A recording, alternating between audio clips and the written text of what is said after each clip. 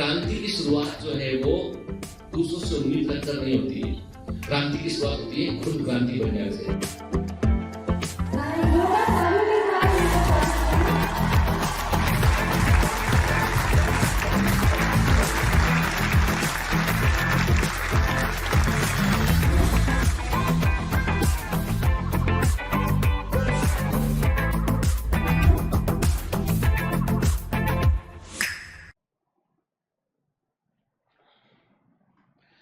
Hello commanders, welcome to Biomentors classes online. I am doctor Jitendra Singh. तो चलिए बेटा आगे बढ़ते हैं हम cell the unit of life में। तो पिछली क्लास में हमने टूल्स एंड टेक्निक को फिनिश किया था। मैंने पहले भी आपसे कहा था कि टूल्स एंड टेक्निक वाला हिस्सा एज सच एनसीईआरटी के अंदर नहीं दे रखा है, लेकिन एग्जाम के पॉइंट ऑफ व्यू से बड़ा इंपॉर्टेंट है।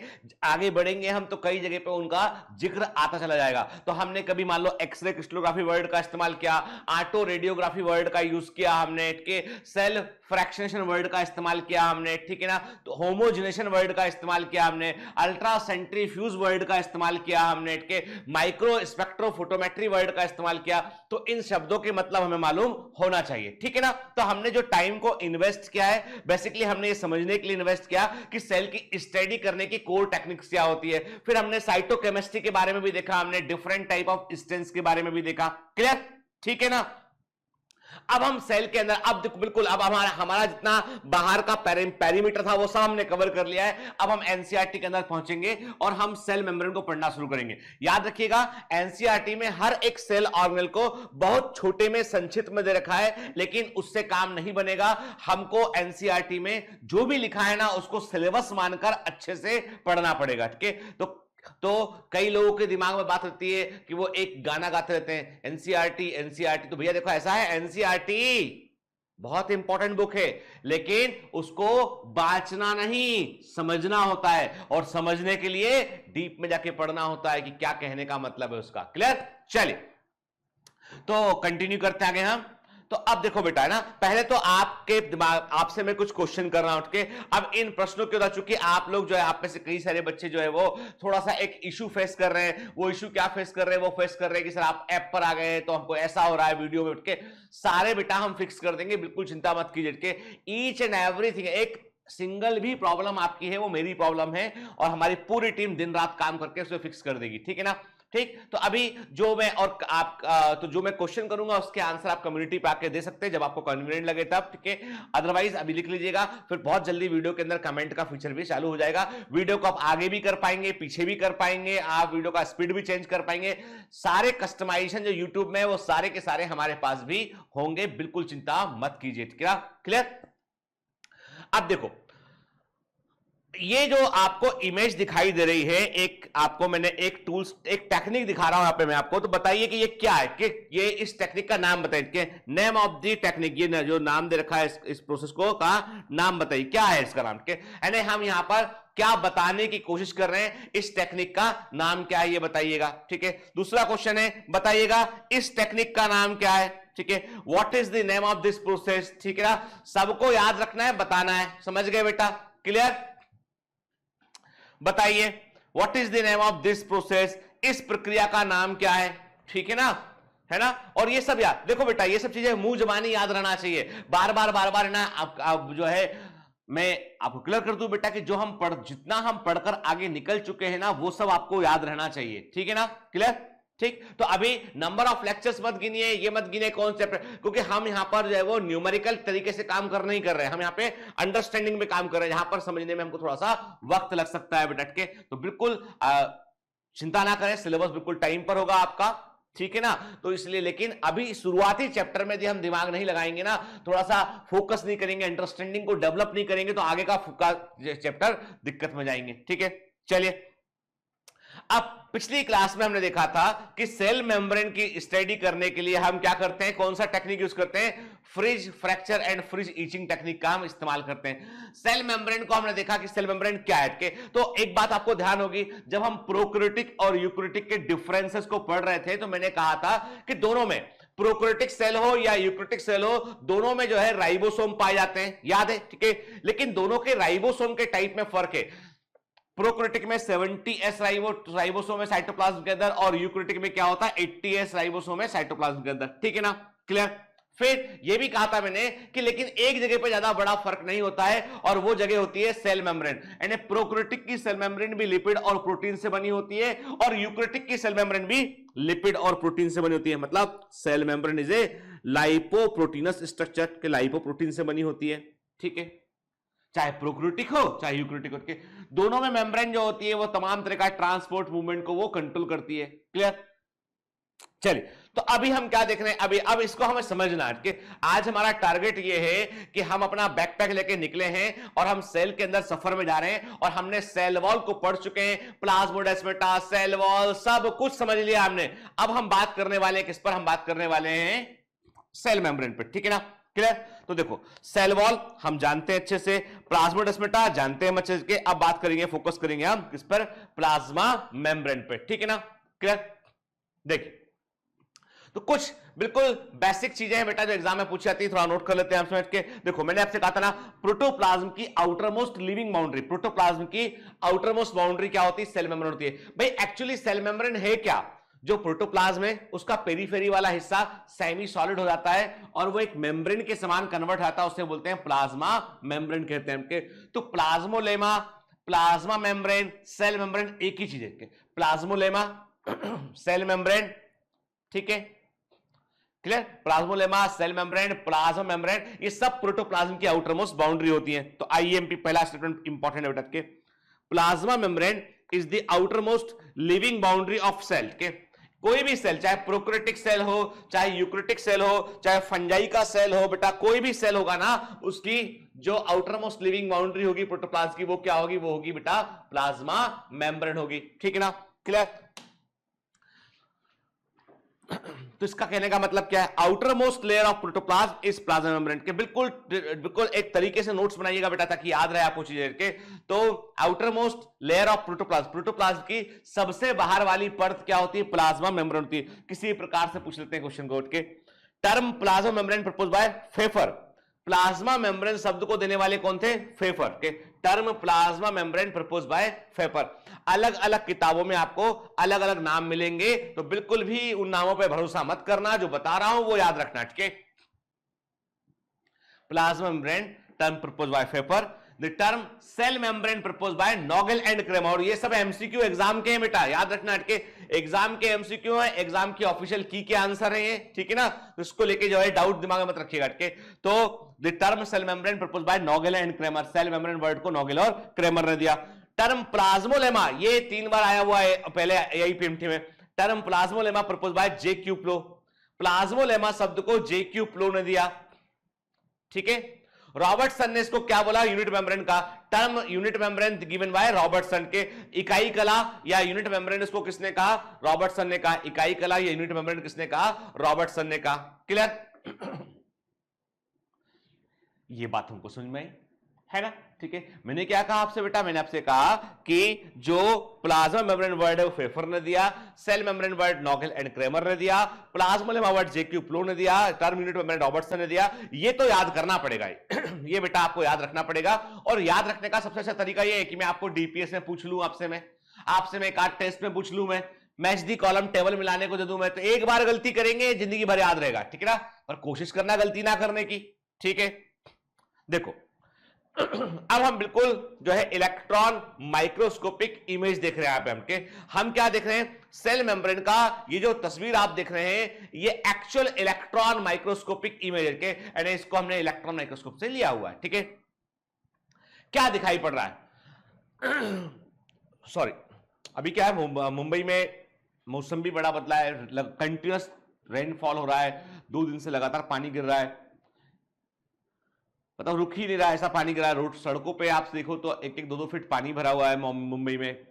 कोरोना 1 लाख से ऊपर केस में आ चुका है कि वेदर कंडीशन भी जो ठीक नहीं है, तो थोड़ा सा I am not also not feeling good actually. तो मेरा भी थोड़ा हल्का सा गला खराब है, और आजकल के मौसम में क्या है, गला खराब हो, हल्का फीवर हो, हाथ पैर दर्द हो, तो आदमी डर जाता है वैसे ही। ठीक है?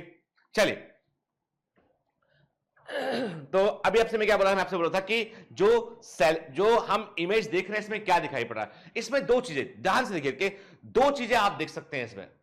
एक तो लाइट कलर का हिस्सा और एक डार्क कलर का हिस्सा। यानी अभी हम क्या है ये बातें देखेंगे, हमें मालूम है सेल मेम्ब्रेन है ये, लेकिन अभी मैं आपको इलेक्ट्रॉन माइक्रोस्कोप की जो इमेज है उसे समझने का तरीका बता रहा हूं कि आप क्या देख रहे हैं। आप देख रहे हैं यहां पे कि आपको एक गहरे रंग के धब्बे दिखाई पड़ रहे हैं और एक लाइट ट्रांसपेरेंट हिस्सा दिखाई पड़ रहा है। तो हम क्या बोलते हैं, हम कहते हैं कि इलेक्ट्रॉन माइक्रोस्कोप से जो इमेज बनती है ना, उसमें दो तरीके की चीजें होती हैं। एक होता है कि एक जहां पर गहरे रंग के धब्बे दिखाई पड़ रहे हैं वो इलेक्ट्रॉन डेंस एरिया होता है। वो क्या होता है, वो होता है इलेक्ट्रॉन डेंस एरिया के, हम बोलते हैं उसको ये इलेक्ट्रॉन डेंस के, अधिक संख्या में इलेक्ट्रॉन वहां पर प्रेजेंट है, इलेक्ट्रॉन डेंस एरिया होता है। और एक होता है इलेक्ट्रॉन ट्रांसपेरेंट एरिया, यहां से इलेक्ट्रॉन निकल जाते हैं आर पार, जो हल्के रंग के दिखाई पड़ते हैं। रिमेंबर, जहां जहां भी इलेक्ट्रॉन डेंस एरिया है वहां वहां प्रोटीन प्रेजेंट है, प्रोटीन के आर पार इलेक्ट्रॉन निकल नहीं पाता है। जहां लिपिड प्रेजेंट है वहां से इलेक्ट्रॉन आर पार निकल जाता है। तो एक दिमाग में बात हमारे आई कि इलेक्ट्रॉन ट्रांसपेरेंट, जहां से इलेक्ट्रॉन निकल जाएगा वो लिपिड वाला हिस्सा है, जहां पर इलेक्ट्रॉन रुक के जमा हो जाएगा वो इलेक्ट्रॉन डेंस एरिया प्रोटीन वाला है। तो यदि हम यहां पर देखें, इस सेल मेम्ब्रेन को हम गौर से देखें तो क्या दिखाई पड़ेगा, आप बोलोगे सर ये तो इलेक्ट्रॉन डेंस एरिया है, देखो ना, ठीक है, मैं इसको ऐसे ऐसे एरो लगा देता हूं दोनों तरफ, समझ, ब्लैक ब्लैक है, ये भी इलेक्ट्रॉन डेंस एरिया है ना, ठीक है। बीच में इसके क्या है, हमने कहा बीच में इसके जो है वो इलेक्ट्रॉन ट्रांसपेरेंट एरिया है, मैंने ग्रीन एरो लगा दिया, ये इलेक्ट्रॉन ट्रांसपेरेंट एरिया के मतलब यदि रफली हम बोले तो हम क्या बोलेंगे, हम बोलेंगे भाई ऐसा लग रहा है हमें से कि प्रोटीन की लेयर, ऐसा लग रहा है हमको जैसे कि प्रोटीन की लेयर है, प्रोटीन की लेयर है, फिर लिपिड की लेयर है, फिर प्रोटीन की लेयर है, क्लियर, ऐसा हमको लग रहा है।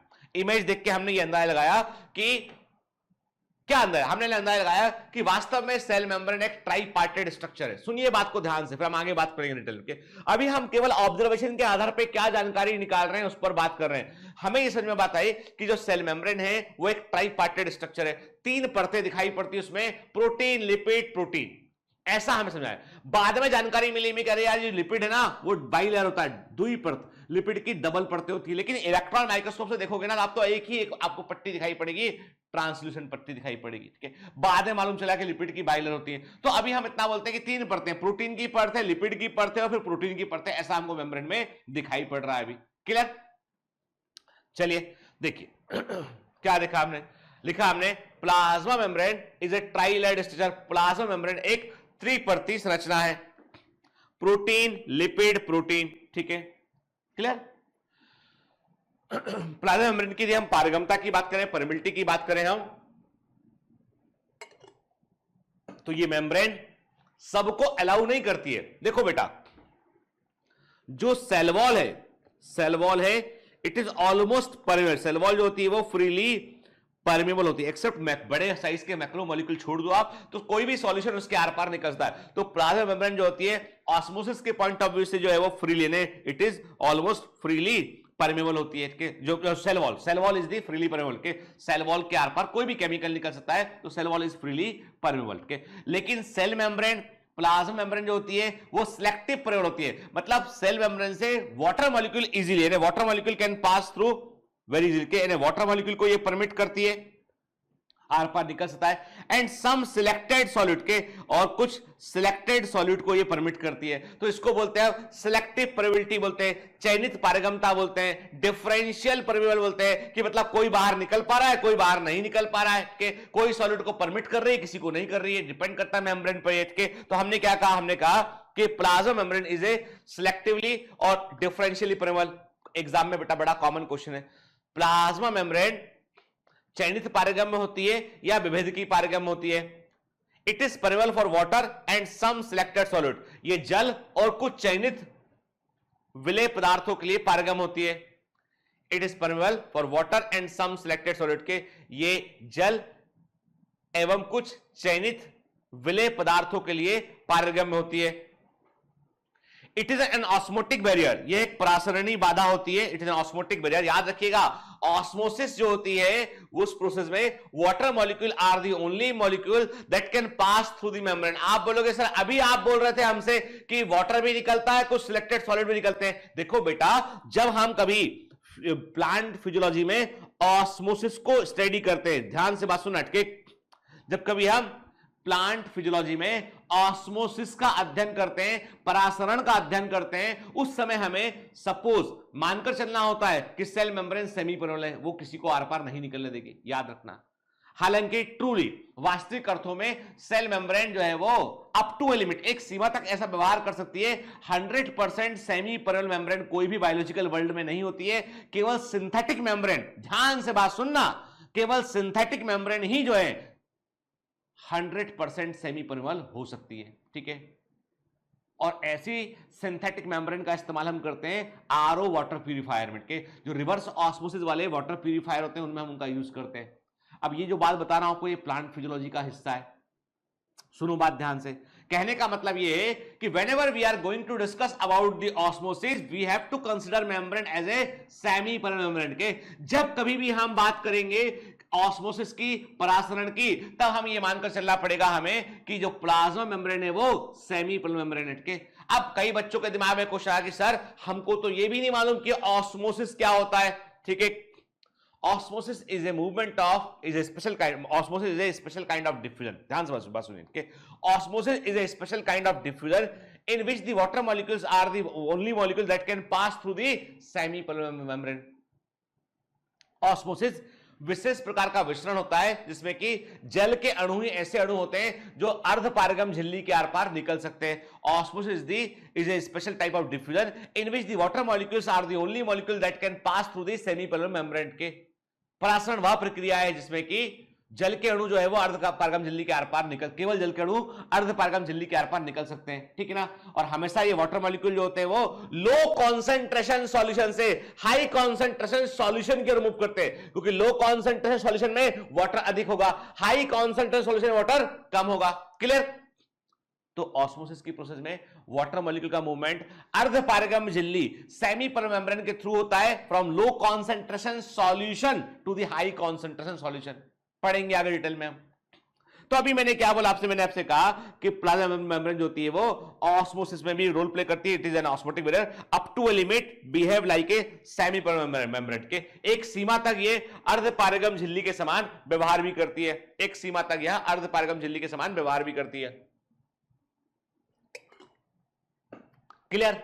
चले, it is a quasi fluid, thin quasi fluid pliable film like structure present in every living cell. अब यहां पर दो बड़े, यहां पर इस एक स्टेटमेंट में दो बड़े इंपॉर्टेंट एमसीक्यू यहां पर छिपे हुए हैं।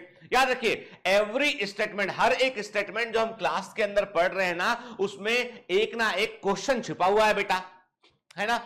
इसलिए तो पढ़ रहे हैं कि हमारा लक्ष्य क्या है। हमारा लक्ष्य यह है कि हम एग्जाम में सारे क्वेश्चन को सही करके आए हैं। तो हर जो चीज जो आप पढ़ रहे होते हैं ना वो इररिलेवेंट नहीं है, उसके अंदर कोई एमसीक्यू छिपा के। याद रखिए, अब जब मैं आपसे कहता हूं मेम्ब्रेन इज थिन, याद रखिएगा सेल मेम्ब्रेन पतली होती है, और ऑन एन एवरेज देखा जाए तो सेल मेम्ब्रेन का जो मोटाई होती है वो 75 एंगस्ट्रॉम के आसपास होती है। It is around the 75 angstrom. Average मोटाई इसकी 75 एंगस्ट्रॉम होती है, जो 7.5 नैनोमीटर के आसपास हो गया। क्लियर? ठीक है, पतली होती है।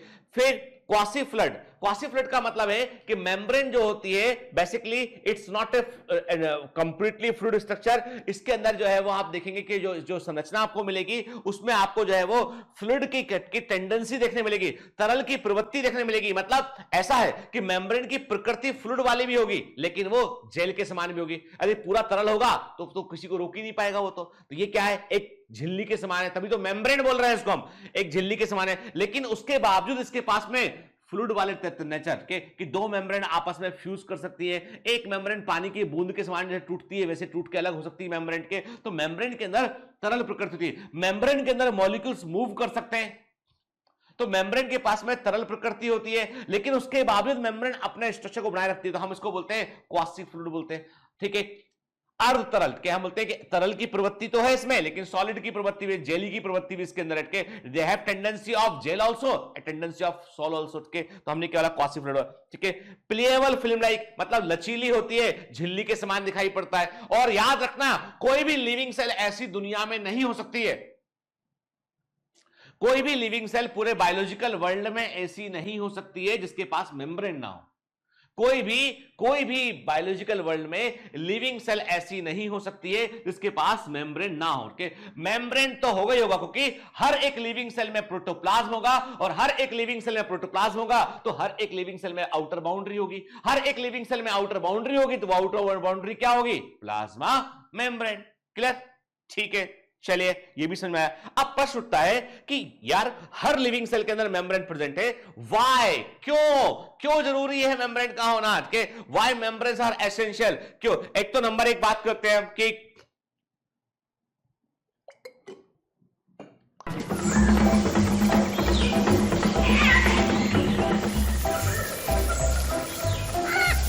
Hello. Sorry to disturb you in between the lecture. But it's important to inform you. You should download the BioMentors app from Google Play Store. We need your support, so please take the subscription to become an official commando of BioMentors. Bye bye, continue your lecture. जो prokaryotic cell है उसमें एकमात्र membrane है, cell membrane, है ना? जानते ना, single envelope system होता है, ये भी पढ़ा हुआ है हमने, ठीक है? सिंगल इनवेलप सिस्टम है, एकमात्र मेम्ब्रेन होती है सेल मेम्ब्रेन, मालूम है ना बेटा? ठीक है। यूकैरियोटिक सेल में क्या है कि एक तो सेल मेम्ब्रेन है और अंदर इंट्रासेलुलर कंपार्टमेंटलाइजेशन भी प्रेजेंट है, मतलब अंदर जो है वो कई सारे कंपार्टमेंट खंड बने हुए हैं और हर एक खंड मेम्ब्रेन से घिरा हुआ है, मतलब कमरे बने हुए हैं। माइटोकॉन्ड्रिया एक कंपार्टमेंट है, क्लोरोप्लास्ट एक कंपार्टमेंट है, गोल्जी बॉडी एक कंपार्टमेंट है, लाइसोसोम एक कंपार्टमेंट है, एंडोप्लाज्मिक रेटिकुलम नेटवर्क है पूरा कंपार्टमेंट से बना हुआ, अटके हर एक, यानी ऐसे कई तरह के सेल ऑर्गेनेल्स प्रेजेंट है अंदर, जो हर एक के पास अपनी अपनी मेम्ब्रेन है, एक्सेप्ट राइबोसोम को छोड़कर, ठीक है? और एनिमल सेल में सेंट्रोसोम को भी छोड़ दीजिए आप।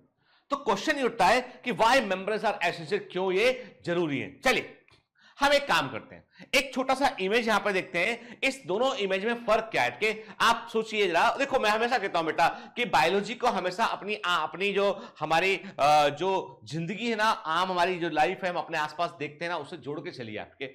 जब आप उससे जोड़ के चलते हैं आपको जो है चीजें समझ में आती है, क्योंकि विज्ञान में ऐसा कुछ भी नहीं घटता जो आपके आसपास ना घटता हो, ठीक है? हम सब यानी मॉलिक्यूल एटम के लेवल से बात करें हम और ब्रह्मांड के लेवल तक बात करें तो घटनाओं का क्रम जो है वो ऑलमोस्ट एक जैसा होता है, समझने का तरीका हमारा अलग अलग हो सकता है। ठीक, आप इस इमेज को देखिए और बताइए कि क्या क्या देखना है इसमें। आपको दिखाई दे रहा है एक तरफ दिस इज अ मैन के होमलेस मैन के, एक व्यक्ति है जिसके पास में घर नहीं के, हमने कहा ये होमलेस पर्सन है, ठीक है?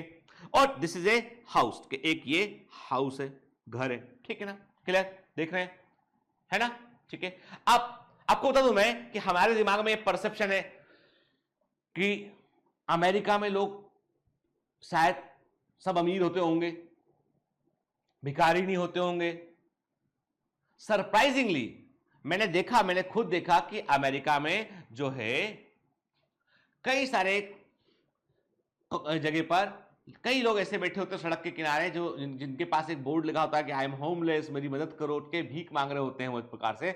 ऑल्दो उन्होंने एक पुराना सा कोट पहना होता है, एक पुराना सा हैट लगाया होता है उन्होंने, उनके पास जैसे देखिए आपकी इसके पास एक ट्रॉली है ऐसा, और ये सच्चा है यानी वास्तव में ऐसा होता है। ऐसी तस्वीरें कोई एक जो है वो रैंडम ली गई तस्वीर नहीं, ये एक्चुअली में ऐसे कई लोग वहां पे होते हैं जिनके पास में एक ट्रॉली होती है, शॉपिंग जैसी ट्रॉली खरीद लेते हैं, सारा सामान उसमें लेके चलते हैं, यही उनका घर, यही सब कुछ। लेकिन प्रॉब्लम ये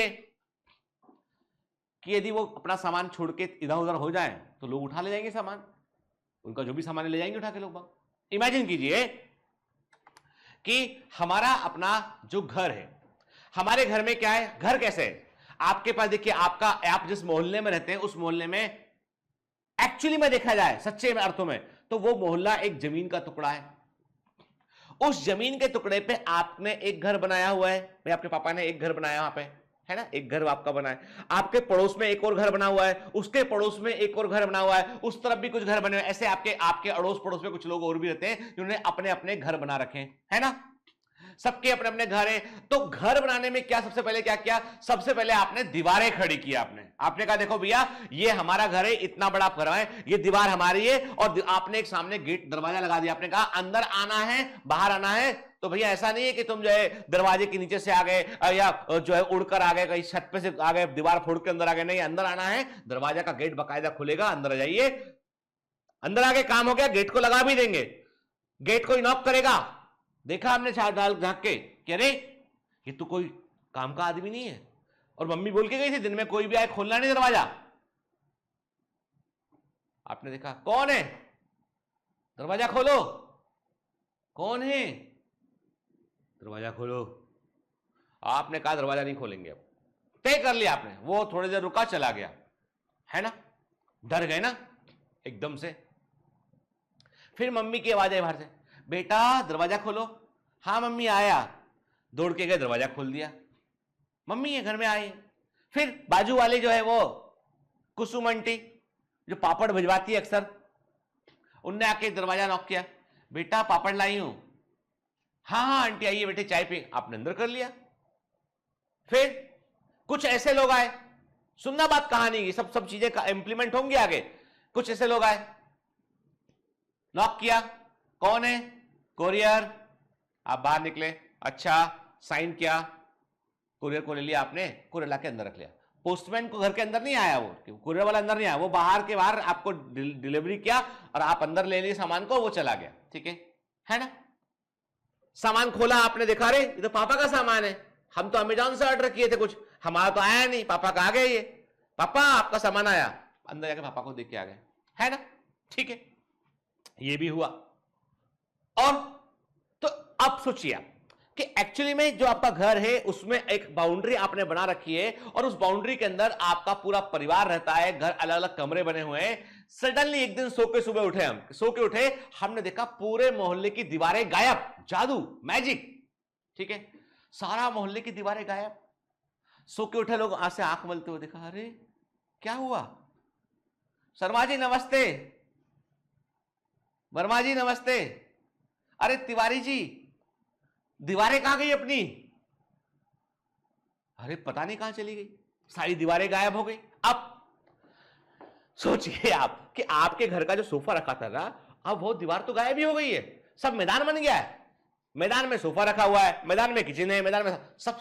अब आप बोलोगे यार कैसे काम करेंगे। तो एक आदमी सड़क से निकल रहा था बाहर, उसने देखा अरे वाह इनके घर का तो घर पर एक आईपैड रखा हुआ है। ये दौड़ता हुआ आया, आईपैड उठाया, आके भाग गया। अरे कौन भाई, आईपैड कहां गया। वो देखो वो लेके चला गया। आगे गया, वो आगे देखा, उसने कहा किसी के घर में जो है बढ़िया सा ब्रेड सैंडविच बना हुआ था, उसने आके वो सैंडविच उठाया, भाग गया। अरे जो सैंडविच घर के अंदर रखते थे बना के, वो अब चूंकि सब दीवारें गायब हो गई हैं। मतलब ये है कि आप इमेजिन कीजिए कि सारे मोहल्ले के सारे घरों की दीवारें यदि गायब हो जाए तो कैसे सिस्टम मैनेज करेंगे। कोई ऑर्डर ही नहीं बचेगा। आपको को पूरे समय टेंशन रहेगा कि ये सामान इधर देखा तो उधर से कुछ चला गया, उधर देखा तो उधर से कोई उठा के कुछ ले गया। अव्यवस्था होगी या नहीं होगी, बिल्कुल होगी। बायोलॉजिकल वर्ल्ड में भी इस डिसऑर्डरनेस को, इस अव्यवस्था को रोकने के लिए कि भैया बाहर तो इतना डिस्टर्बेंस है बाहर कि बाहर की धूल भी घर के अंदर आ जाती है, तो रोकने के लिए हमने दीवारें खिड़की सब बंद कर दी। हमने बाहर तेजी से हवा चल रही थी, तूफान चल रहा था बाहर, हमने कहा खिड़की दरवाजे सब बंद कर दो भाई, अभी अंदर हवा नहीं आना चाहिए, है ना। बंद कर दिया आपने। किया है नहीं किया।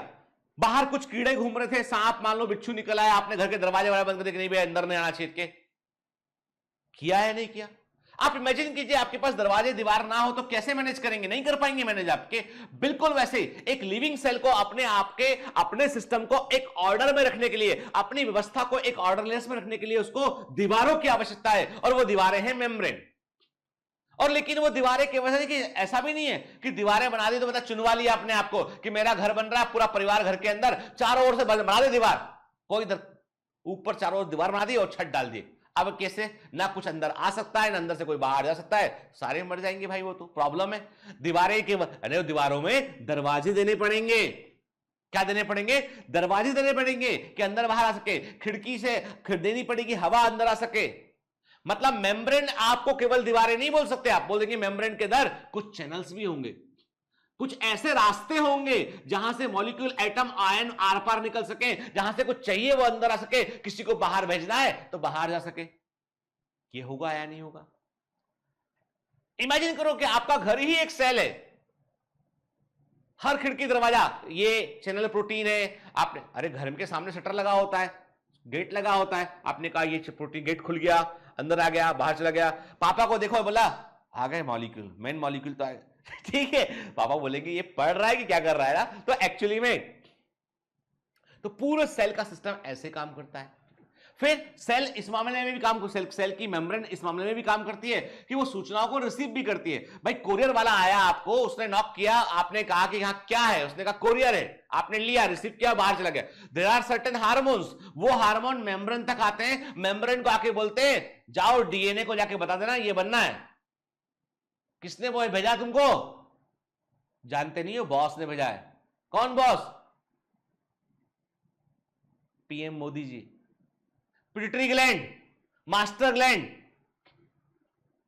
अच्छा तुम वहां से आए हो, पिट्यूटरी ग्लैंड से आए हो, मास्टर ग्लैंड से आए हो, ठीक है, हम सूचना को भिजवा देते हैं। तो मेम्ब्रेन ने सूचना को लिया और वो कुरियर लिया कि भैया क्या है, हाँ किसी ने लिया सूचना को और अंदर जाके बता दिया कि भैया देखो ऐसा है, ये बोला है डीएनए को। डीएनए ने बोला पापा बॉस है घर के, उन्होंने अच्छा ठीक है बुलाया है, ये काम है, वीडियो कॉन्फ्रेंस से चलो कर लेते हैं, बात सुन लेते हैं के, मन की बात मोदी जी से भी कर लेते हैं कि सुन ली बात को हमने के। तो कुल मिलाकर बात ये है कि हमारे दिमाग में एक बात पक्की आ गई है कि हाँ जो हमारी जिंदगी में घटता है वही सेल के अंदर घटता है, कुछ अलग नहीं होता। ठीक है, चलिए सो नाउ टेक्निकली बात करें हम कि वाई मेम्ब्रेन्स आर एसेंशियल, हम बात करते हैं इसके बारे में के। तो हम देखते हैं बेटा यहाँ पे कि ठीक है, जस्ट मिनट, ठीक। तो अभी क्या देखना है टाइम, मैंने आपको देखा कि हमें दिखाई पड़ा ये इमेज, ठीक है, एक सेकेंड, ठीक है, चले। तो हमारा स्लाइड आगे नहीं बढ़ रहा था, बढ़ा दिया हमने इसको। अब देखो बात करते आगे। तो इसका मतलब हम एक बात समझ गए कि बड़ी सारी चीजें जो है वो यहां पर जो है वो काम कर रही है, पूरा सिस्टम बड़ा डायनामिक है। जो हमारी सेल को हम सोचते हैं ना कि इतनी छोटी सी यूनिट है, वो बड़ा डायनामिक तरीके से काम करती है। और हम जैसे है ना, तो हमारी हर एक सेल अपने आप में एक जीवन का पुंज है, वो एक प्रकार से पूरा लाइफ की एक्टिविटी उसके अंदर चल रही होती है। ठीक है, देखिए why membranes are essential, they separate cells protoplast from the external environment के, ये बाहर के पर्यावरण से कोशिका के प्रोटोप्लास्ट को अलग रखती है ताकि उसका ऑर्डर बना रहे करके। The separate cells protoplast from the external environment के, ये बाहरी वातावरण से सेल के प्रोटोप्लाज्म को अलग रखती है, अलग करती है, पृथक करती है। Maintaining orderness inside the protoplast as compare to the disorder external environment के। मैंने बताया ना आपको, व्यवस्था घर के अंदर बनी रहती है, नहीं होगी दीवार तो व्यवस्था नहीं बनी रहेगी। Maintaining orderness inside the protoplast as compare to the disorder external environment के, बाहर के अव्यवस्थित वातावरण की तुलना में ये सेल के अंदर एक व्यवस्था को बनाए रखने में मदद करती है। बाहर के अव्यवस्थित वातावरण की तुलना में ये सेल के अंदर एक व्यवस्था को बनाए रखने में मदद करती है। ठीक है, maintaining distinctive chemical and physiological identity of different cell organelles के। अब देखो बेटा, सबसे बड़ी बात है कि माइटोकॉन्ड्रिया बोलता है। अब मैंने आपसे कहा ना कि ये एग्जांपल मैं पहले भी दिया हूं, मैं बताऊं आपको कि माइटोकॉन्ड्रिया एक ऐसा कमरा है जहां पे एनर्जी बन रही है के, ठीक है, जो क्लोरोप्लास्ट यहां पे खाना बन रहा है, भोजन बन रहा है, किचन ऑफ द सेल के। तो हर एक कमरा हमारे घर में से ड्राइंग रूम है, लिविंग रूम है, हमारा किचन है, ठीक है, बेडरूम है, सब अलग अलग एक्टिविटी के लिए कमरे बने हुए हैं। तो बिल्कुल वैसे सेल के अंदर भी दीवारें खड़ी करते हैं। एक घर में केवल 4 दीवारें नहीं होती, एक घर में जो है वो अंदर भी कंपार्टमेंट होते हैं, और वो कंपार्टमेंट भी दीवारों से बने होते हैं, मेम्ब्रेन से बने होते हैं। ठीक है, क्या लिखा है इसमें? Maintaining distinctive chemical and physiological identity of different cell organelles के, विभिन्न कोशिकांगों की विशिष्ट रासायनिक और कार्य की पहचान को बनाए रखने में मदद करती है। ठीक है, maintaining distinctive chemical and physiological identity of different cell organelles के, विभिन्न कोशिकांगों की रासायनिक और कार्य की पहचान को बनाए रखने में मदद करती है। Separation of different enzyme system and metabolic pathway. भाई माइटोकॉन्ड्रिया में होता है क्रेब्स साइकिल, क्लोरोप्लास्ट में होता है केल्विन साइकिल। देखो क्लोरोप्लास्ट में केल्विन साइकिल चल रहा है, शुगर बन रहा है। माइटोकॉन्ड्रिया में क्रेब्स साइकिल ऑपरेट हो रहा है, तो हम ग्लूकोज का इस्तेमाल कर रहे हैं। लाइसोसोम में फूड का डाइजेशन हो रहा है। पर ऑक्सीसोम में हाइड्रोजन पेरोक्साइड का मेटाबॉलिज्म काम कर रहा है। गोल्जी कॉम्प्लेक्स में प्रोटीन का प्रोसेसिंग हो रहा है। स्मूथ एंडोप्लाज्मिक रेटिकुलम में लिपिड का सिंथेसिस हो रहा है। मतलब हर जगह अलग अलग काम हो रहा है। हर जगह अलग अलग एंजाइम सिस्टम इन्वॉल्व होगा, तो उसको बनाए रखने का काम कौन करता है? मेम्ब्रेन। मेम्ब्रेन उसको घेरती बोलती है कि भाई ये सारे क्रेब्स साइकिल के एंजाइम एक थैली के अंदर रहेंगे, वो है माइटोकॉन्ड्रिया के। तो क्या लिखा हमने? Separation of different enzyme system and metabolic pathway.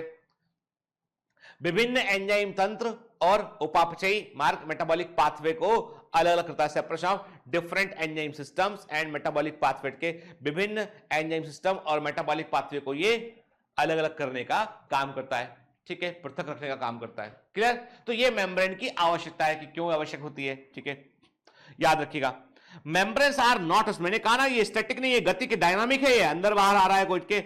They are being continuously renewed, लगातार ये बनती रहती है, लगातार खिंचती रहती है, लगातार जो है वो टूटती रहती है, निकल के फोल्ड होती है, मूव कर सकती है के। मतलब मेम्ब्रेन को आप जो है, अब मैंने कहा ना कि मेम्ब्रेन को आपने दीवार मान लिया के, लेकिन दीवारें तो निर्जीव हैं, दीवारें जो है वो स्टैटिक नहीं है, वो जो है वो दीवारें स्टैटिक होती है, डायनामिक नहीं है। डायनामिक्स एक वर्ड बार बार हम इस्तेमाल करेंगे बेटा यहां पे, डायनामिज्म, डायनामिज्म या डायनामिक नेचर के, मतलब इसका मतलब है हैविंग समथिंग चेंजेबल के, जिसके अंदर कुछ ना कुछ परिवर्तनीय होता है के। डायनामिक का मतलब होता है कि जो परिवर्तनीय होता है, चेंज हो सकता है, फिक्स नहीं है, जो फिक्स नहीं है वो डायनामिक है, ठीक है। डायनामिक का मतलब है जो परिवर्तन कर सकता हो, जो चेंज करने की इच्छा रखता हो, के जो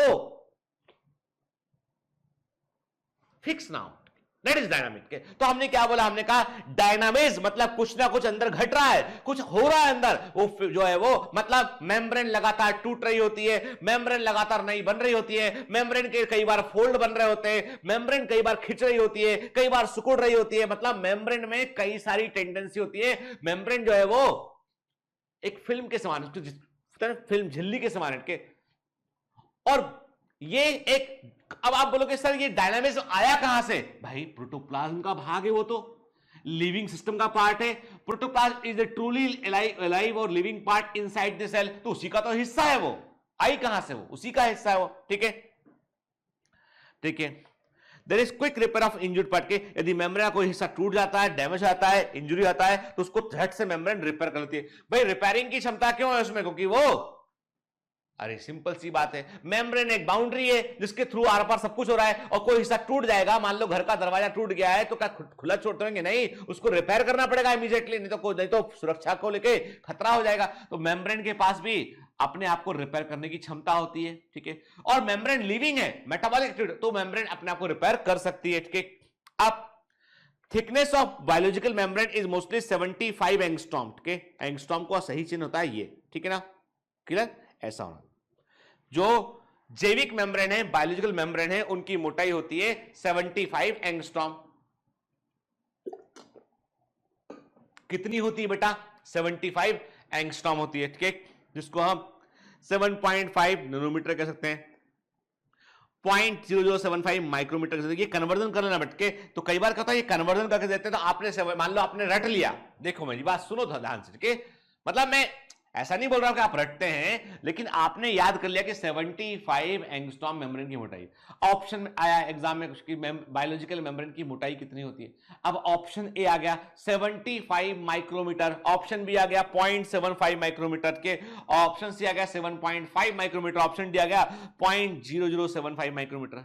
और आपकी चूंकि रिफ्लेक्स में है वो कि 75 पढ़ा था, आपने देखा भी नहीं कि माइक्रोमीटर में पूछ लिया उसने, आपने देखा भी नहीं कि एग्जामिनर चाह रहा था गलती करवाना, उसने माइक्रोमीटर में पूछ लिया, आपने 75 याद किया था, आपने लगा के आ गए। बाद में किसी ने बताया, दोस्त ने, वो तेरा क्वेश्चन सही हो गया, हाँ 75 आंसर है।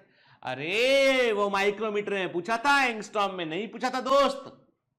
अरे यार ये तो बड़ी ब्लंडर हो गया, मिस्टेक हो गया। सबसे बड़ा दुख बेटा यही होता है, आपको आता है, सब आता है, लेकिन आप क्वेश्चन को ध्यान से नहीं पढ़े और गलती कराते हैं, सबसे बड़ा दुख वहां होता है, ठीक है। चलिए, मेम्ब्रेन को हम नॉर्मल ऑप्टिकल माइक्रोस्कोप में नहीं देख सकते हैं क्योंकि साइज छोटा है, एंगस्ट्रॉम होता है। जब इसको हम अंडर इलेक्ट्रॉन माइक्रोस्कोप, ये मतलब इलेक्ट्रॉन माइक्रोस्कोप में देखते हैं, द एपर एज ट्राइपार्टेड और ट्राइलेमिनर, तब हमें ये 3 परतों के समान या 3 पट्टियों के समान दिखाई पड़ती है। मैंने शुरुआत में बताया आपको कि ये 3 पट्टियों के समान हमें दिखाई पड़ती है सबसे बार। अब वेरी देखो बेटा, ये जो लिखा है ना, ये बड़ा इंपॉर्टेंट है और एग्जाम का एमसीक्यू है। मैं जब कहता हूं ना कि एग्जाम का एमसीक्यू है, जब मैं कहता हूं एग्जाम का एमसीक्यू है, एग्जाम में आया है क्वेश्चन ये, तो एमसीक्यू बुक उठा के देखा करो, ठीक है। क्या ट्रस्ट कर लेते हो मेरी बात पे? ऐसे देखा करो, मिलेगा आपको क्वेश्चन जरूर, ठीक है ना? पुराने सॉल्व पेपर उठा के देखिए, मिलेगा। हालांकि मैं बहुत होमवर्क करने के बाद आपको बताते हैं। आपको क्या लगता है कि ये जितने जो लेक्चर्स होते हैं हमारे सारे टीचर के, देखिए तो जैसे अमर सर है या संजय सर है, बहुत मेहनत करते हैं वो भी पढ़ा, लेकिन उनसे ज्यादा मेहनत मुझे करनी पड़ती है। क्यों? क्योंकि मेरा काम दूसरा भी है, ठीक है? और वो शुरू से सर लोग जो है वो इस फील्ड में बहुत लंबे समय से काम कर रहे हैं। वो लोग they are very well known faculty के। अमर सर को जो है वो बहुत सारे अच्छे अच्छे इंस्टीट्यूट में जो है वो उनको अक्सर ऑफर आते रहते हैं, और वो अच्छा इंस्टीट्यूट छोड़ के आए के। मैं नाम लेना नहीं चाहूंगा, वन ऑफ दी मतलब बड़ा फेमस इंस्टीट्यूट है इंडिया का, वो उसको छोड़ के वो बायोमेंटर्स में ज्वाइन किए थे, केवल इस इच्छा से कि वो कुछ अच्छा करना चाहते हैं बच्चों के लिए। And he is such a great teacher. तो अब इन लोगों को क्या, ये लोग तो ये दिन रात यही काम करते हैं। मेरे जैसे आदमी को तो बहुत मेहनत करनी पड़ती है, क्योंकि अभी थोड़ी देर बाद जो है वो मेरा एक अभी रिकॉर्डिंग के बाद जो है वो एक मेरा वेबिनार है। उस वेबिनार में मुझे जो है वो डायबिटीज के बारे में बोलना है, ठीक है? डायबिटीज में जो है वो अपना कुछ जो है वो ट्रेनिंग है किसी कुछ डॉक्टर्स की, तो उसमें उन्होंने कहा है कि 3 डॉक्टर बोलेंगे, एक उसमें मैं बोलूंगा। तो अब उसमें वो जो है वो 1 घंटा मुझे डायबिटीज के में जो है वो पैथोफिजियोलॉजी के बारे में बोलना है, ठीक है? उसके बाद फिर क्या है, फिर जो है हम लोगों की एक जो है वो एक और बॉडी है, जो है वो एक गवर्निंग बॉडी है। उस बॉडी में हमको जो है वहां पर जो है वो एज ए जो मेंबर होते हैं उसके बोर्ड ऑफ मेंबर, उसके अकॉर्डिंग हमें कुछ मीटिंग लेना है, कुछ बोलना है यहाँ पे। तो डाइवर्सिफिकेशन बहुत ज्यादा होता है, तो पढ़ाने के पहले सच में मुझे एफर्ट करना पड़ता है, ठीक है? तो इसीलिए मैं आपसे कहता हूं कि ये जो आपको बता रहा ना, ये जो है वो एग्जाम में क्या आता है, तो मतलब मेरे पास ये कि मैं आपको वो बताऊं जो एग्जाम में एग्जैक्टली आपके काम का एग्जाम में, ठीक है? तो मैंने क्या बताया आपको, मैंने आपसे कहा कि कुछ बार मैं आपको बोला कि एग्जाम में पूछा गया, मतलब पूछा गया एग्जाम में, कोई, क्योंकि ये सब चीजें जो है वो ये सब चीजें बहुत एफर्ट के बाद तैयार की गई होती है। तो अभी मैंने क्या कहा आपसे, मैंने आपसे कहा कि जो है इलेक्ट्रॉन माइक्रोस्कोप में देखोगे मेम्ब्रेन को, तो आपको ट्राइलेमुलर दिखाई पड़ेगी, 3 परतों के समान दिखाई पड़ेगी। बाहर वाली इलेक्ट्रॉन डेंस लेयर होगी, बीच वाली जो है वो लिपिड की लेयर होगी, जो इलेक्ट्रॉन ट्रांसपेरेंट लेयर होगी, और अंदर वाली क्या होगी, वो फिर इलेक्ट्रॉन डेंस लेयर होगी। याद रखिएगा, मतलब इलेक्ट्रॉन डेंस मतलब प्रोटीन है, और इलेक्ट्रॉन ट्रांसपेरेंट मतलब लिपिड है। ये भूलना नहीं, याद रखना बच्चे से, ठीक है? क्लियर? देखिए अब आप बोलोगे अरे सर ये तो क्या हो रहा है? अरे बेटा ये सेल 1 है, ध्यान रखना, गलती मत करना, कि मुझे मालूम है क्या सोच रहे हो तुम के। ये सेल 1 है और ये सेल 2 है, ठीक है? तो सेल 1 का मेम्ब्रेन ये वाला है, सेल 2 का मेम्ब्रेन ये वाला, आप देखो ध्यान से, ठीक है? आई बात समझ में? डार्क प्रोटीन लेयर, फिर लिपिड लेयर, फिर प्रोटीन लेयर आपको दिखाई दे रहा ना, ठीक है ना? और बीच में क्या है, ये इंटरसेलुलर स्पेस। इंटर मतलब 2 के बीच में, इंट्रा मतलब 1 के अंदर, एक्स्ट्रा मतलब बाहर। क्लियर? ठीक है? इंटर 2 के बीच में, इंट्रा अंदर, एक्स्ट्रा बाहर। क्लियर? चलिए अब फाइनली इस लोगो को देखने के बाद, जो लोगो दिख रहा है ना, उसको देखने के बाद हमको जो है वो संतोष मिलता है कि जो है वो एनसीईआरटी में सर आ गए कम से कम, है ना? चलो ठीक है, क्या लिखा है एनसीईआरटी में देखते हैं हम।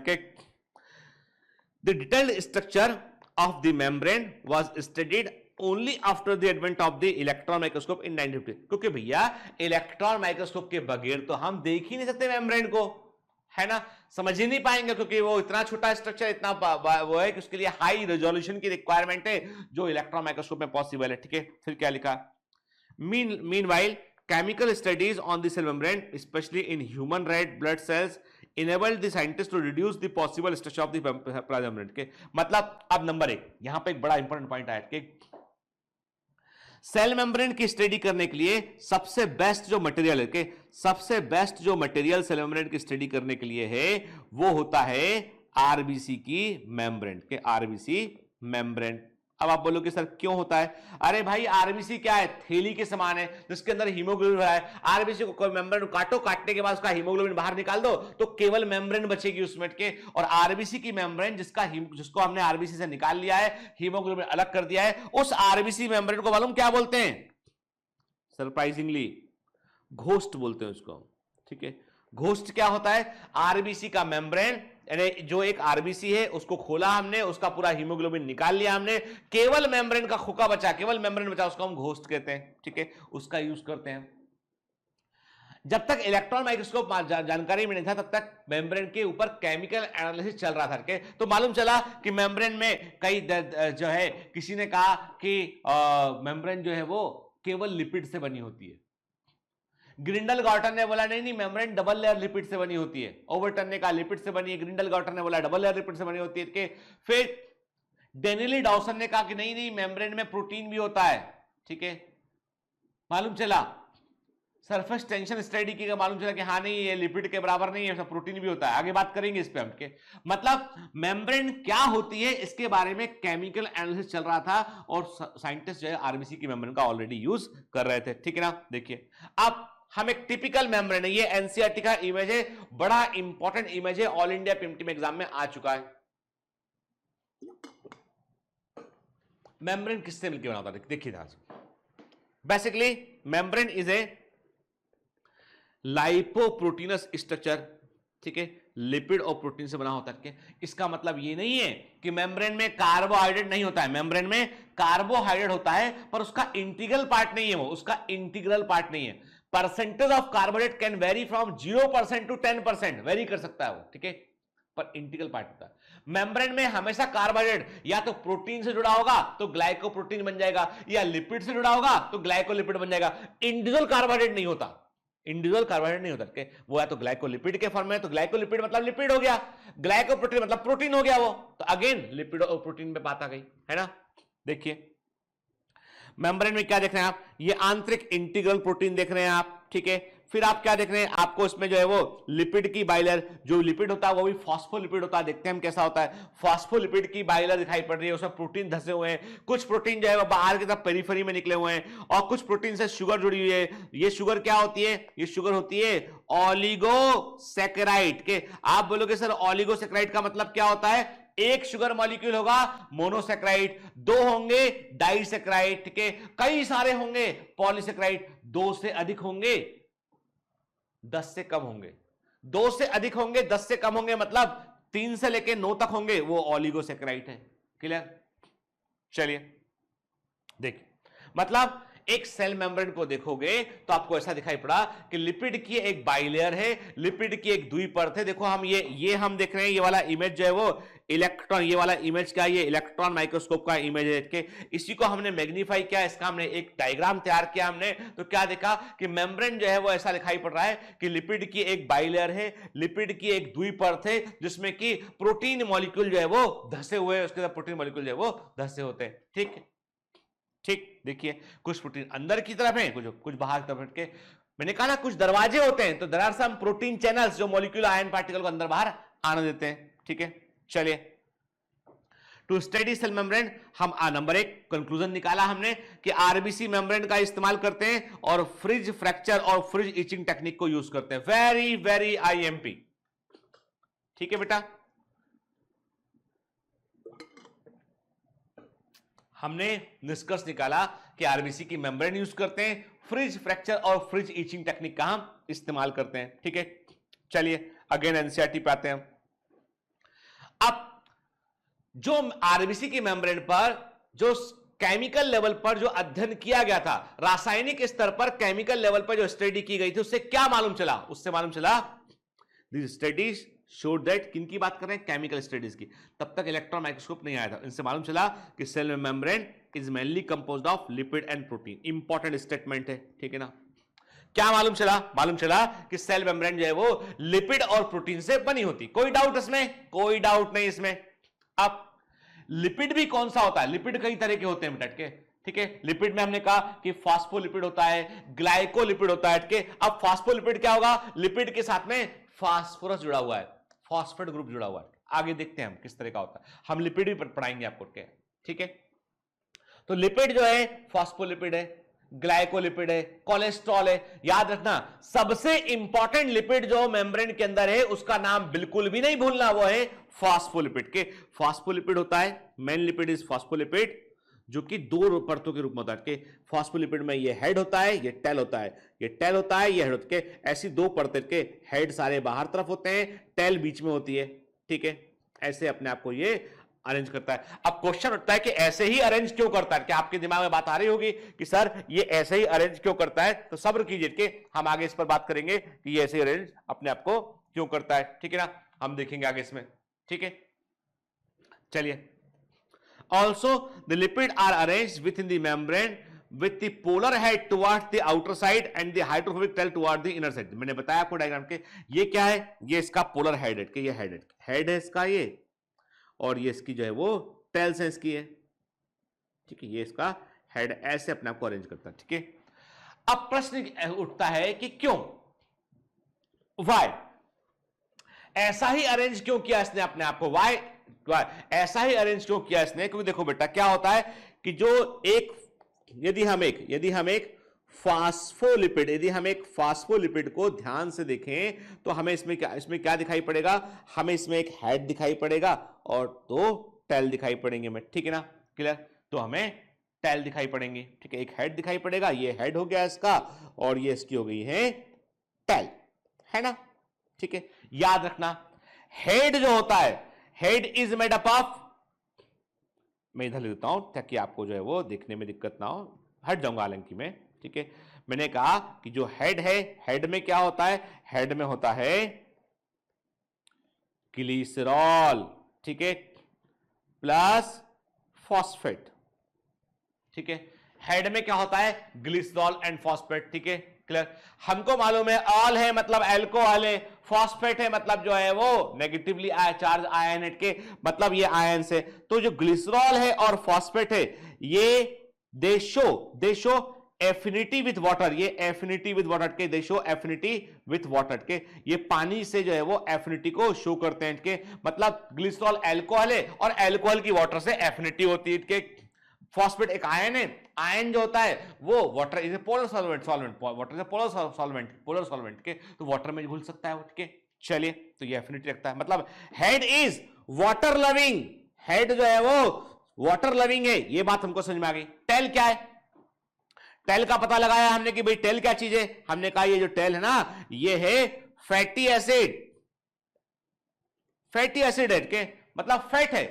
क्या फैट की वाटर से एफिनिटी है? No, fat did not like water, उसको पसंद नहीं है वाटर, फैट को नहीं पसंद वाटर के, फैट बोलता है हम अलग वाटर अलग, तो मतलब वाटर से एफिनिटी नहीं रखता है टेल। टेल बोलता है पानी पसंद नहीं है हमको, ठीक है, वाटर नहीं चाहिए हमको, ठीक है, तो टेल की वाटर से एफिनिटी नहीं है, ठीक है। अब बड़ी मुसीबत हो गई, यदि आप जो है वो किसी लिपिड मॉलिक्यूल को आप जो है ऐसे सिंगल लेयर में ऐसे लगा दें आप, ठीक है, तो बाहर क्या होगा, टिश्यू फ्लूइड का वाटर होगा, बाहर क्या होगा, टिश्यू फ्लूइड है उसका वाटर होगा, अंदर साइटोप्लाज्म का वाटर होगा, बाहर टिश्यू फ्लूइड का वाटर होगा। भाई यदि हम एनिमल सेल की बात करें या प्लांट सेल की बात करें तो कोई ना कोई वाटर कंटेंट तो बाहर होगा, के बाहर वाटर कंटेंट है, अंदर वाटर कंटेंट साइटोप्लाज्म का है। तो प्रॉब्लम तो ये हो गया ना कि ये बोल रहा है कि नहीं हम तो जो है, टेल बोलता है हम तो वाटर के पास नहीं जाएंगे, हेड बोलता है हम वाटर के पास ही जाएंगे। तो एक ही तरीका बचता है, यदि आपने ऐसा मॉलिक्यूल रख दिया तो ये अनस्टेबल हो जाएगा, ये मॉलिक्यूल में लिपिड वाटर से भागने की कोशिश करेगा, मॉलिक्यूल अनस्टेबल हो जाएगा, और अनस्टेबल हो गया तो क्या मेम्ब्रेन सुरक्षा दे पाएगी? नहीं दे पाएगी। तो मेम्ब्रेन को स्टेबल करने के लिए क्या किया गया, हमने कहा चिंता मत करो, डरो मत तुम लोग, ऐसे कर लो ना यार, ऐसे कर लो। अच्छा, अब बात बन गई, बाहर का टिश्यू फ्लूइड का वाटर हेड ने फेस कर लिया, कोई दिक्कत नहीं, वाटर सेट के अंदर वाला जो है वो अंदर वाला जो वाटर है, साइटोप्लाज्म का वाटर है, उसको दूसरे लिपिड मॉलिक्यूल के हेड ने फेस कर लिया, सारा टेल बीच में आ गया, टेल को कोई संबंध ही नहीं वाटर से, एक तरफ वाटर जो है हेड संभाल रहा है, अंदर वाला दूसरे इसका लिपिड काट रहा है, टेल अंदर आ गया, मतलब सारा का सारा लिपिड का जो फॉस्फोलिपिड की जाए वो बाइलेयर बन गई। बाइलेयर ही क्यों बनी? क्योंकि वो एनर्जेटिकली फेवरेबल था। बाइलेयर ही क्यों बनी? क्योंकि यदि सिंगल लेयर बनती तो मेम्ब्रेन में वाटर के चलते जो है डिस्टर्बेंस होता, ठीक है, इसलिए ऐसा बना, ठीक है। देखिए ना क्या लिखा है इसमें, देखते हैं। This ensures that the non-polar tail of saturated hydrocarbon is protected from the aqueous environment। देखो जो बातें मैंने समझाई ना उसको एनसीईआरटी ने एक लाइन में लिख दिया उन्होंने कि देखो भैया तुम समझ सको तो समझ लो इसको, और तुम्हारे गीतेन सर समझा सके समझा लें इसको, ठीक है, नहीं तो बात ही खत्म हो गई। मैंने कहा ना बाहर वाटर क्या है कि इंटरसेलुलर वाटर हो सकता है, बाहर सेल के बाहर का जो मीडियम है उसका वाटर हो सकता है के, या टिश्यू फ्लूइड का वाटर हो सकता है, अंदर साइटोप्लाज्म का वाटर होता ही होता है वो के। तो मेम्ब्रेन को जो है वो लिपिड बोलता है वाटर के पास नहीं जाना हमको, हमें वाटर से एफिनिटी नहीं है, रखोगे तो हम भाग जाएंगे वहां से, मेम्ब्रेन घूम जाएगी पूरी के, गड़बड़। मेम्ब्रेन कैसे वेसाइकल बन जाएंगे, मिसेल बोलते हैं उसको, वो बन जाएंगे, मेम्ब्रेन टूट जाएगी टुकड़ों में के। मेम्ब्रेन को हमको टूटने से रोकना है तो बाइलर कर दिया लिपिड का, अब काम फिनिश हो गया, अब कोई दिक्कत नहीं, ठीक है ना, clear. In addition to phospholipid membrane also contain cholesterol, membrane में फॉस्फोलिपिड के अलावा कुछ मात्रा में कोलेस्ट्रॉल भी होता है। अब क्या काम करता है कोलेस्ट्रॉल, हम देखते हैं आगे के। लिपिड कम जो मेम्ब्रेन का जो लिपिड है, मेन लिपिड क्या, फॉस्फोलिपिड है, और फॉस्फोलिपिड भी कई तरह का होता है, there are variety of phospholipid, तो उसमें से सबसे मेन होता है फॉस्फोग्लिसराइड, ये जो है वो मेनली मेम्ब्रेन के अंदर देखने मिलता है। तो मेन लिपिड कंटेंट जो मेम्ब्रेन के अंदर होता है वो क्या होता है, वो होता है फॉस्फोग्लिसराइड्स होता है। क्या होता है बेटा, वो फॉस्फोग्लिसराइड्स होता है। आई बात समझ में। तो ये जो आपने एनसीईआरटी का एक पूरा पैराग्राफ यहां पर देखा है, हिस्सा आपने देखा है ना, इसमें बहुत सारे क्वेश्चन है, हर लाइन एक क्वेश्चन है इसका, क्लियर। चलिए आगे बढ़ते हैं। Later biochemical investigation clearly revealed that this membrane also possess protein and carbohydrate, के बाद में जो है जब जैव रासायनिक अध्ययन किया गया तो मालूम चला कि अरे यार मेम्ब्रेन केवल लिपिड से नहीं बनी है, उसमें प्रोटीन भी है, मेम्ब्रेन में कुछ मात्रा में कार्बोहाइड्रेट भी है जो आउटर फेस पे बाहर के तल पर देखने मिलता है हमको के, क्लियर।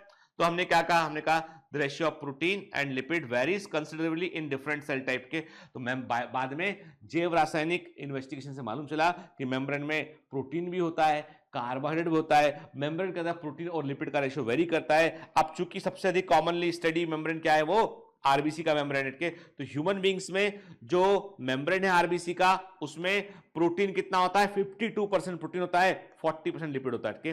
मतलब 52% क्या है बेटा, उसमें प्रोटीन है, ठीक है, 40% क्या है उसमें लिपिड है। तो समझ लो दोस्तों कि 8% क्या है बेटा, वो है कार्बोहाइड्रेट है इसके अंदर, ठीक है, भूलना नहीं है, ठीक है ना। तो 52% जो है वो क्या है, प्रोटीन है, 40% लिपिड है, 8% क्या है, कार्बोहाइड्रेट यहां पर प्रेजेंट है, क्लियर, ठीक है ना। तो ये तो हमने देखा कि मेम्ब्रेन जो है वो किस तरह की होती है। अब देखो बेटा ना, मैं आपको पहले भी बताया था मैंने आपको कि हमने एनसेट के अकॉर्डिंग मेम्ब्रेन के बारे में जाना। अब एक लास्ट स्टेटमेंट देखते हैं, उसके बाद हम लेक्चर को यहां पे समाप्त करते हैं, फिर आगे कंटिन्यू करेंगे। Plasma membrane is outermost elastic. अब देखो कुल मिला के बात है कि है क्या चीज, जब से मेम्ब्रेन मेम्ब्रेन मेम्ब्रेन कर रहे हैं तो एक्चुअली में उसको ठीक से डिफाइन करते हैं। मैंने कहा plasma membrane is outer most, सबसे बाहर वाला, इलास्टिक लिविंग, सबसे बाहर वाला लिविंग, याद रखिएगा। यदि प्लांट सेल है तो आउटर मोस्ट लेयर एक अलग चीज हो गई, ठीक है ना, outer most cell wall layer अलग चीज हो गई। इसमें आउटर मोस्ट लिविंग बाउंड्री, चाहे प्लांट सेल हो, चाहे एनिमल सेल हो, चाहे बैक्टीरिया हो, चाहे फंजाई हो, चाहे बैक्टीरिया हो, चाहे फंजाई हो, प्लांट सेल हो, एनिमल सेल हो, outer most living boundary is always a plasma membrane, ठीक है। सिलेक्टिवली परमेबल होता है, रिपेयरेबल होता है, अपने आप को सेल्फ सीलिंग कर सकता है, रिपेयर कर सकता है, यदि पंचर हो जाए, छेद हो जाए तो रिपेयर कर सकता है।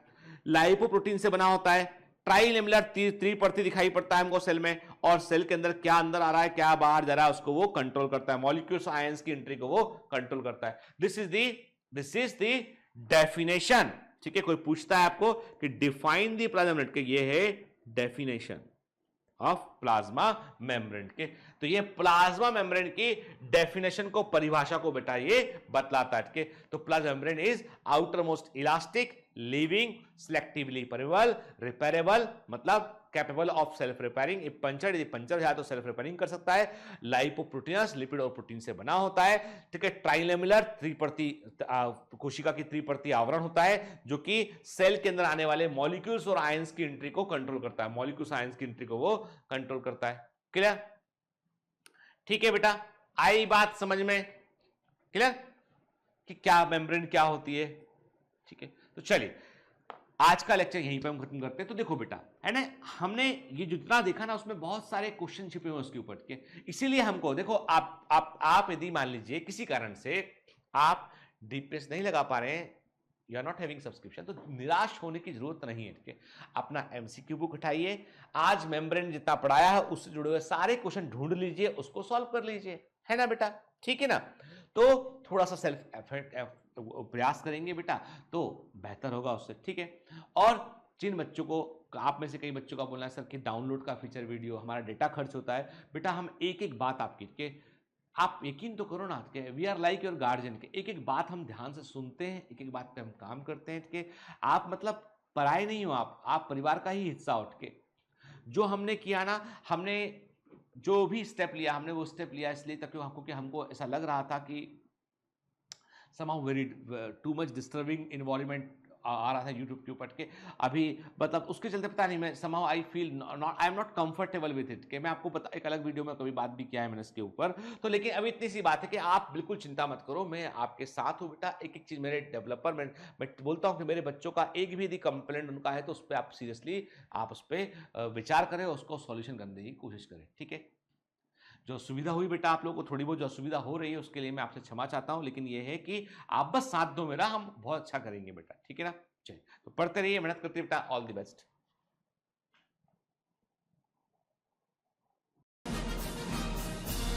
Hi. To become an official commando of Biomentors, join us at www.biomentors.online. Here you can solve daily practice papers, an online test. You can download performance enhancement sheets. You can track your progress. You can interact with other fellow commandos. Join us and prepare yourself. It's a commando training for your success. Download Biomentors online app from Google Play Store.